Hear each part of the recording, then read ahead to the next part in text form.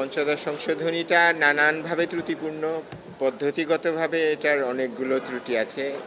যেই প্রক্রিয়ায় সংশোধনীটা পাশ হয়েছে সেটা খুবই ত্রুটিপূর্ণ ছিল। কাজেই ওই পদ্ধতিগত ত্রুটির কারণে এটাকে পুরোটাকে বাতিল করা যায়। এমনকি আমরা যদি পঞ্চদশ সংশোধনীর বিষয়বস্তুটাও দেখি, যে এই বিষয়বস্তুটা হলো একটা কর্তৃত্ববাদী শাসন ব্যবস্থা প্রতিষ্ঠা করার জন্যে, এবং যেটা আমি আরও একটা বলেছিলাম যে এখানে দেশের গণতান্ত্রিক রিপাবলিকান চরিত্র নষ্ট করে এক ধরনের কর্তৃত্ববাদী নেক্রোক্র্যাটিক একটা চরিত্র এখানে এস্টাবলিশ করা হয়েছে। তো পদ্ধতিগত এবং এই যে পুরো সংশোধনীর যে উদ্দেশ্য সেটার ভিত্তিতে এটাকে সম্পূর্ণ বাতিল করা যায়।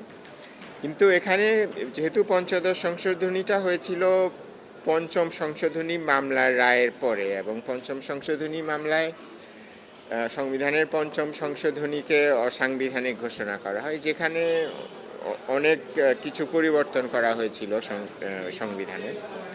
এবং একটা আর্গুমেন্ট এটা হাইকোর্টেও বলা হয়েছিল, এখানেও বলা হয়েছিল যে যদি পুরোটা বাতিল করা হয় তাহলে কিছু সমস্যা তৈরি হতে পারে। তো আমার সেই ব্যাপারে বক্তব্য ছিল যে এইগুলো সমস্যা সমাধান করা সম্ভব, এবং আপিল বিভাগ তার মতামতের মাধ্যমে এই সমস্যার সমাধান করতে পারে। এবং অনেকগুলো সমস্যা যেগুলো বলা হচ্ছে যে খুব জটিল, এগুলো আসলে গভীরে গিয়ে দেখলে দেখা যায় এগুলো কোনো সমস্যাই না। যেমন একটা বলা হচ্ছে যে সুপ্রিম জুডিশিয়াল কাউন্সিল থাকবে না, কিন্তু এটা আমরা আরও বিভিন্ন রায়গুলো পর্যালোচনা করে দেখেছি যে পঞ্চদশ সংশোধনী বাতিল হলেও সুপ্রিম জুডিশিয়াল কাউন্সিল থাকবে। তারপরে চতুর্থ সংশোধনীতে জাতীয় দলের একটা ধারণা যুক্ত করা হয়েছিল বাকশাল, বলা হয়েছিল যে এটা ফিরে আসবে। এটাও ভুল ধারণা, কারণ সংসদের পরে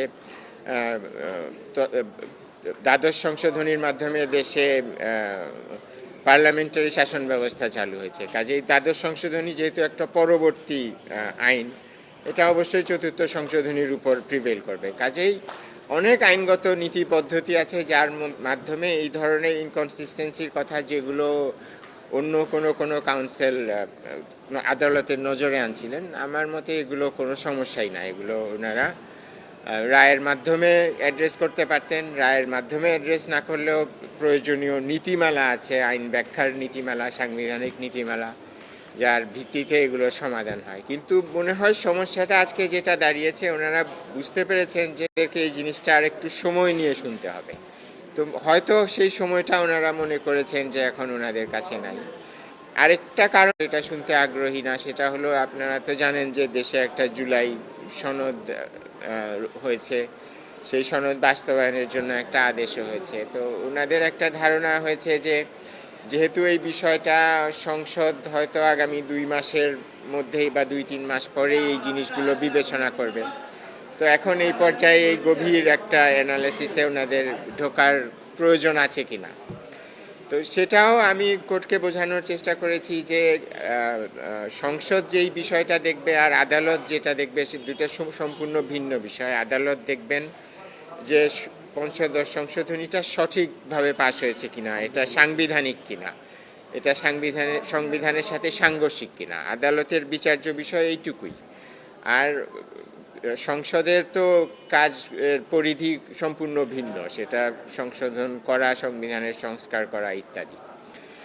আর হয়তো কিছু পর্যবেক্ষণ দেয় কিছু জিনিসের ব্যাপারে, সেটা এই যে পরবর্তী যে প্রসেস, নির্বাচন প্রক্রিয়া, সেটাকে এটা সাহায্যও করতে পারে। কাজে ওনারা তো ভাবছেন যে এটা করাটা পুরোটা একটা রিডান্ডেন্ট এক্সারসাইজ হতে পারে, কিন্তু সাহায্য করতে পারে। কিন্তু কোর্ট দেখা গেছে যে এটা মনে করেছেন যে এটা এই মুহূর্তে না শোনাটাই হয়তো ভালো হবে। আপনাদেরকে ধন্যবাদ।